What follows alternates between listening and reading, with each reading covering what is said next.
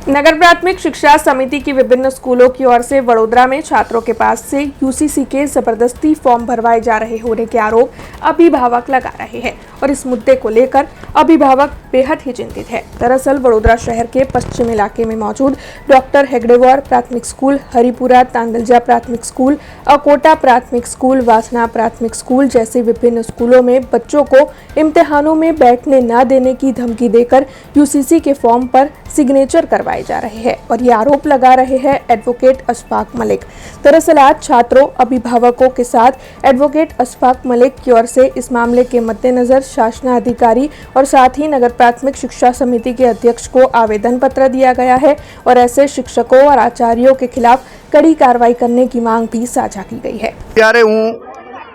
હેગડેવાર પ્રાથમિક શાળા, હરિપુરા, અકોટા પ્રાથમિક શાળા, તાંદલજા પ્રાથમિક શાળા, વાસના પ્રાથમિક શાળા, આપણે હરિનગર પ્રાથમિક શાળા આ શાળાઓના વિદ્યાર્થીઓને નાના બાળકો 1 થી 8 ધોરણના વિદ્યાર્થીઓ, સૌથી મોટી વાત પ્રાથમિક શાળાઓના વિદ્યાર્થીઓને સ્કૂલની અંદર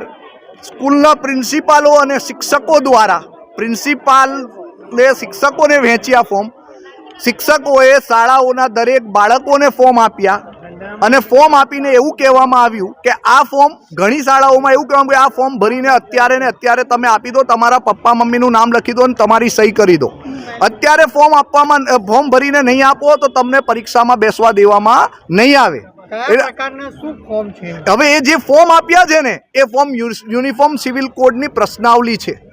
યુનિફોર્મ સિવિલ કોડની પ્રશ્નાવલી છે। આ પ્રશ્નાવલી ધરાવતા ફોર્મો આપવામાં આવ્યા અને એની અંદર એમને એવું નથી કીધું કે તમે આ ટીક કરીને લાવજો કે ઘરેથી લાવો, એમને એવું કીધું કે તમે ખાલી અહીંયા તમારા નામ, એડ્રેસ ને મોબાઈલ નંબર લખી દો, બાકીનું બધું અમે કરી લઈશું। એમ બાળકોને આડું અવળું સમજાવીને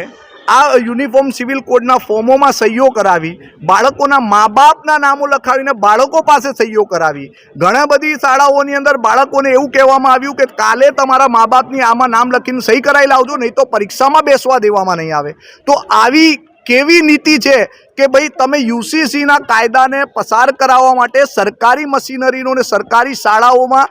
નાના બાળકોનો દુરુપયોગ થઈ રહ્યો છે। हमसे जुड़े रहने के लिए हमारे YouTube चैनल को सब्सक्राइब करें और नई वीडियो की नोटिफिकेशन के लिए बेल आइकॉन को दबाएं।